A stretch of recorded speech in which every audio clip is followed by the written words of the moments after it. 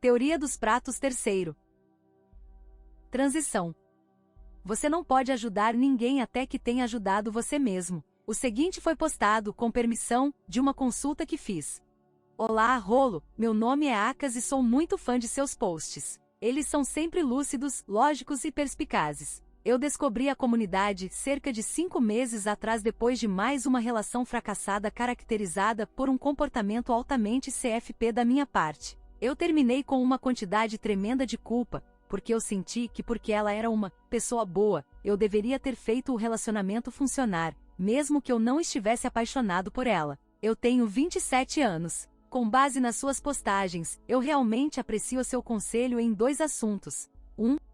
Como tirar melhor proveito do meu iminente retorno à escola em maio para uma segunda graduação, e 2. Como superar a dissonância cognitiva que sinto ao perseguir mulheres fora dos limites de um relacionamento comprometido, pois ainda sofro de condicionamento social que me diz que vou machucar as mulheres ao buscar relações primariamente sexuais com elas e, portanto, é imoral fazê-lo. Se você preferir postar uma resposta no fórum, ao invés de uma mensagem pessoal, para o benefício de outros, não há problema comigo. Eu queria direcionar essas perguntas a você, porém, pois acredito que poderia me beneficiar de sua opinião sábia sobre o mundo. Sinceramente, ansioso por ouvir de você. Saudações, Akas. A minha resposta foi a seguinte: para começar, você só esteve envolvido na comunidade pelos últimos 5 meses, então a primeira coisa que vou lhe dizer é que leva tempo para moldar sua personalidade e desaprender os esquemas mentais que você se tornou condicionado a considerar partes integrais da sua personalidade atual. Um dos maiores obstáculos que a maioria dos homens tem ao aceitar os fundamentos de uma mentalidade masculina positiva é a atitude de que a personalidade é estática e incontrolável por eles. Muito dessa mentalidade do tipo, eu sou assim, vem desse condicionamento básico, e precisa ser abordado desde o início, já que isso quase universalmente é um investimento de ego por parte de um cara que provavelmente está emocionalmente angustiado, confuso e ou frustrado.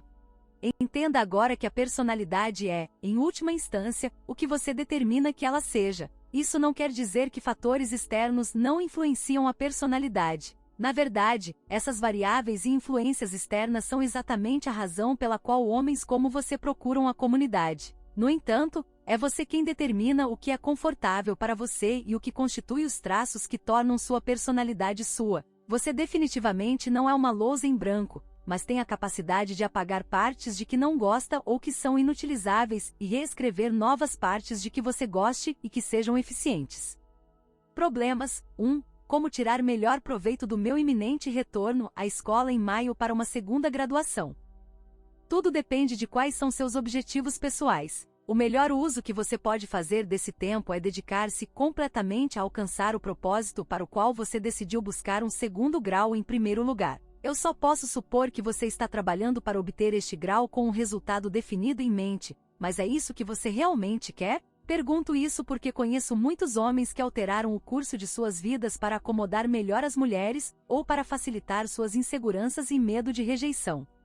Não é uma história desconhecida para mim ouvir como um cara optou por uma determinada universidade ou carreira porque ele se convenceu de que manteria um relacionamento que ele temia perder ou sentia que era sua responsabilidade como homem apoiar as ambições dela, sacrificando as suas próprias. A conclusão deste cenário, na maioria das vezes, termina com um homem amargurado, irritado consigo mesmo e com os resultados a longo prazo de suas escolhas, depois que a mulher por quem ele se esforçou por tanto tempo o deixa para outro homem que mantinha sua identidade e ambição, o que é exatamente o que o tornou atraente para ela. Não sei como, ou se isso se ajusta às suas condições, mas sirva como uma ilustração para recuperar e remodelar sua própria personalidade. Só você tem a perspectiva de avaliar por que tomou certas decisões em sua vida. Só peço que você seja tão crítico quanto às suas verdadeiras motivações para tomá-las quanto possível. Talvez seja a hora de rever por que você decidiu seguir uma segunda graduação?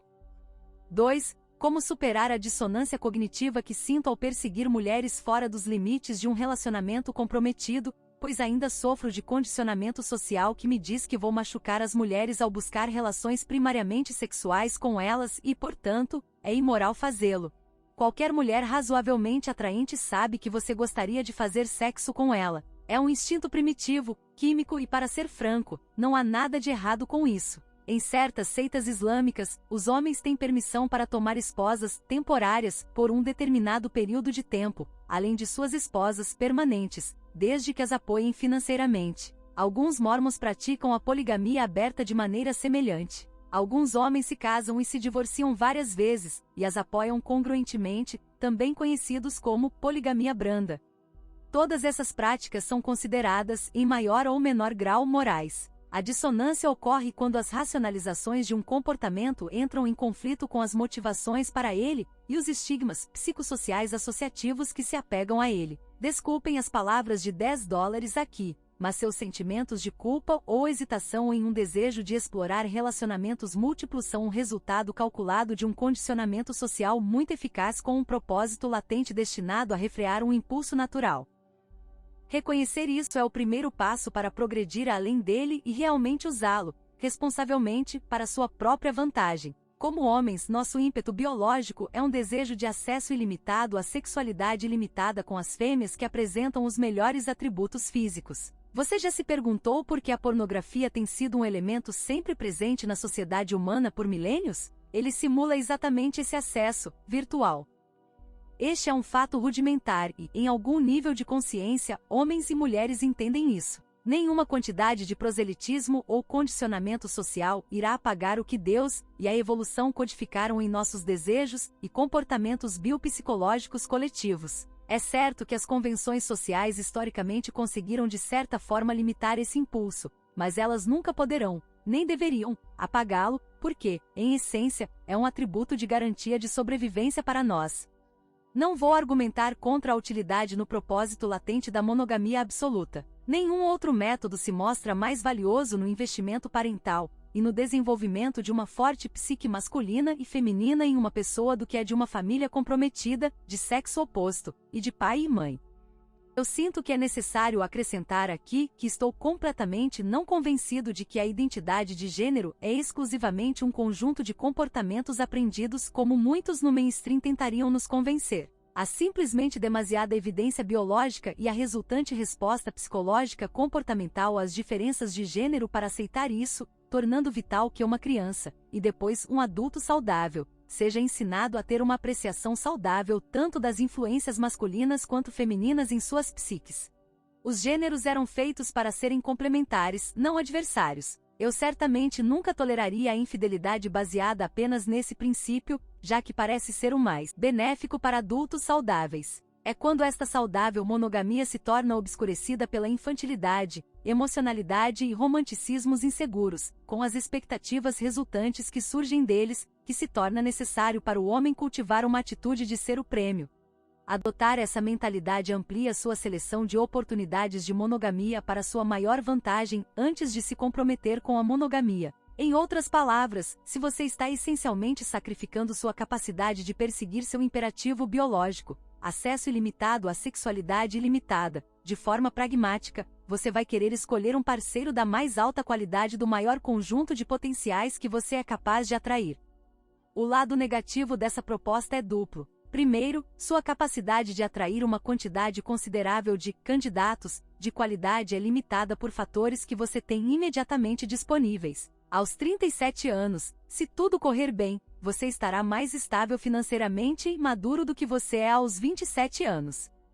O jovem de 37 anos vai, em teoria, ser mais atraente para uma perspectiva de longo prazo do que o de 27 anos.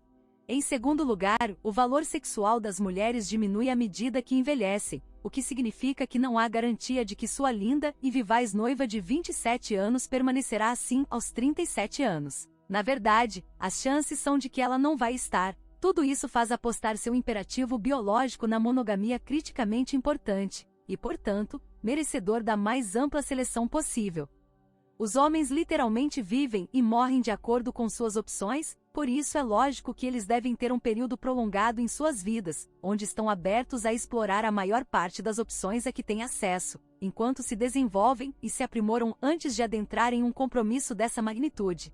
É precisamente aqui que a maioria dos homens falha. Eles aceitam e internalizam instrumentos psicológicos sociais, por exemplo, uma IT, que são pouco mais do que meios efetivos de incorporar uma expectativa pessoal de responsabilização e obrigação de assumir esse compromisso, independentemente do nível de maturidade ou sucesso pessoal, não apenas sucesso financeiro. Os mais tristes, os CFPS, são os homens dignos de pena que levam esses artifícios ao casamento e até à velhice sem nunca compreenderem que tinham mais potencial que imaginavam e desperdiçaram devido a uma incapacidade de enxergar além dessas invenções e aprender a ser seletivos com base na experiência. Um homem verdadeiramente poderoso guarda zelosamente seus recursos mais preciosos, sua independência e sua capacidade de manobrar. Em outras palavras, suas opções e sua capacidade de exercê-las.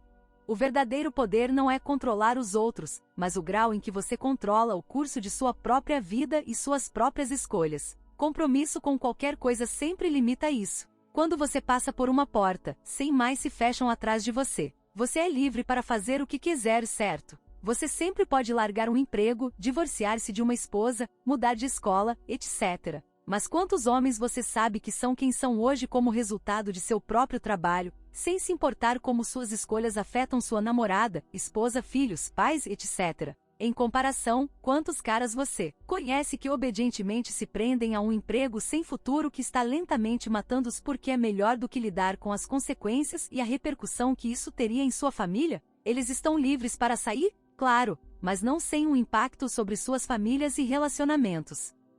Então, o que isso significa para você? Você tem dois caminhos da maneira como enxergo. Você pode explorar suas opções com vários relacionamentos de curto prazo, e, caso decida se envolver sexualmente, faça isso sem manter exclusividade com eles. Adiar e desaprender as expectativas que você foi condicionado a aceitar através de invenções sociais, beneficentes às mulheres, e realmente explorar suas oportunidades enquanto melhora suas próprias condições em antecipação para se tornar monogâmico em algum momento posterior.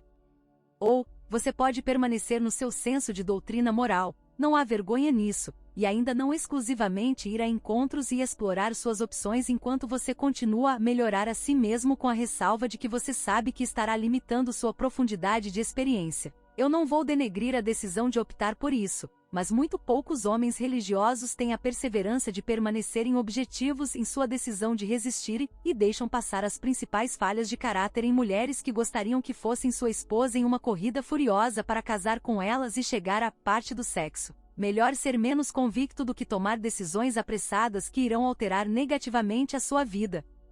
Talvez isso nem seja o que você está pensando. Eu não sei se é uma convicção religiosa ou um dispositivo social internalizado que é a causa da sua hesitação, mas não é interessante que ambos estejam tão intimamente associados. Conheço ateus devotos que ainda acreditam na falácia do ou do mito da alma gêmea. A maioria das mulheres, e homens demais, olha para mim como se eu tivesse negado a existência de Deus quando eu explico porque eu acho que suas fantasias de uma alma gêmea induzidas pelo e-harmony são bobas e psicologicamente prejudiciais em uma escala social.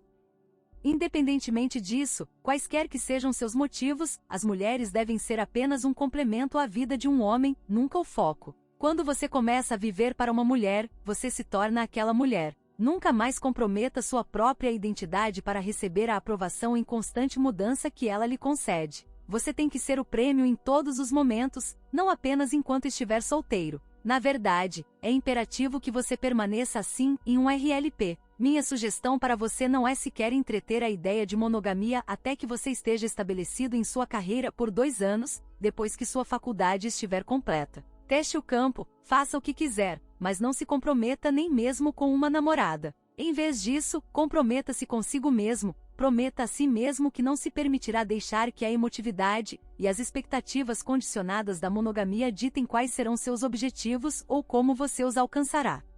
Isso se chama autointeresse esclarecido. Você não pode ajudar ninguém até que você tenha se ajudado primeiro.